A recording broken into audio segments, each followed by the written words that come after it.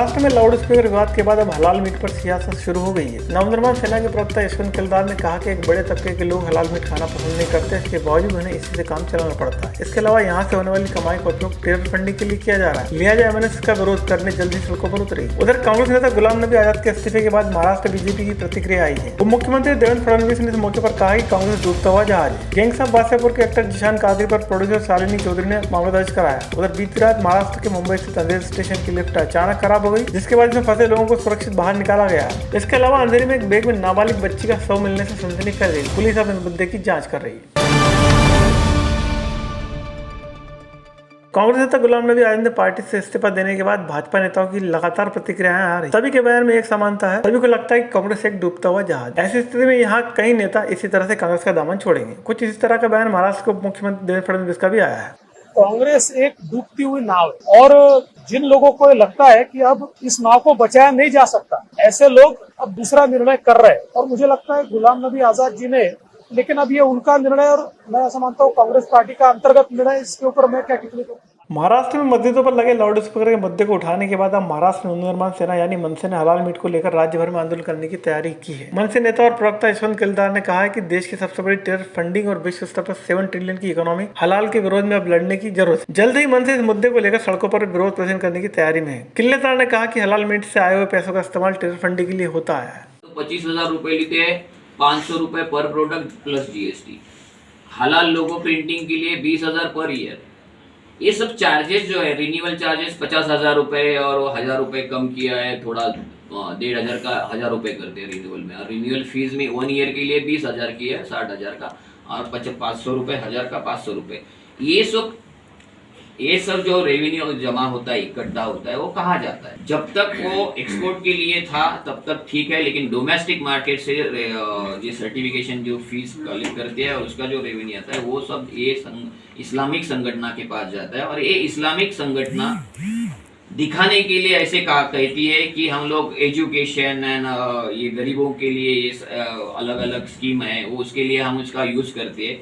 लेकिन साथ ही साथ ये लोग जो आतंकवादी लोग हैं, दहशतवादी लोग हैं, उनकी जो लीगल केसेस है, सब प्रूफ आपको मैंने दिए हैं। बहुत सारे के न्यूज़पेपर में आर्टिकल इसके आए हैं। वो आर्टिकल को सामने रख के हम लोग ये स्टेटमेंट कर रहे हैं। ये हमारा खुद का स्टेटमेंट नहीं है। गैंग्स ऑफ वासेपुर के राइटर और एक्टर जिशान कादरी एक बार फिर मुश्किलों में दिखाई दे रहे हैं। जिशान के खिलाफ मुंबई के मलाड पुलिस स्टेशन में धारा 420, 406 के तहत धोखाधड़ी का मामला दर्ज हुआ है। फिल्म फाइनेंसर शालिनी चौधरी ने जिशान पर 26 लाख रुपए की हेराफेरी करने का आरोप लगाया। शालिनी ने जिशान पर उनकी कार बेचने का भी आरोप लगाया है। शालिनी का कहना है कि जब उसने जिशान से पैसे मांगने की कोशिश की तो उसे धमकी दी। इसके बाद यह मामला थाने तक पहुंच गया।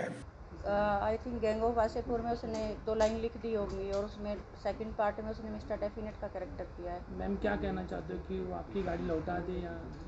नहीं, मुझे मैं बस इतना ही चाहती हूँ कि मेरी गाड़ी वापस आ जाए, मुझे और कुछ चाहिए नहीं। उसके लिए मैं एफर्ट्स कर रही हूँ। 22 जून 2021 को लेके गया था, आप सोचो 14 मंथ हो गए हैं। नहीं, अभी तो कोई एक्शन नहीं है मेरा, तो बस मैं इतना ही चाहती हूँ कि जो मेरे साथ हुआ है मुझे न्याय मिले। मैं तो हाथ जोड़ के वही रिक्वेस्ट करूँगी और मुझे सिर्फ मेरी गाड़ी चाहिए। और ने डीसीपी साहब का मैं धन्यवाद करना चाहूँगी कि उन्होंने विदिन 10 सेकंड में मेरे लिए एक्शन लिया और पुलिस स्टेशन में एफआईआर के लिए बोला। नहीं तो एफआईआर नहीं हो रही थी मेरी। लास्ट में मुझे जाना पड़ा डीसीपी साहब के पास क्योंकि मेरी सुनवाई नहीं हो रही थी कहीं भी।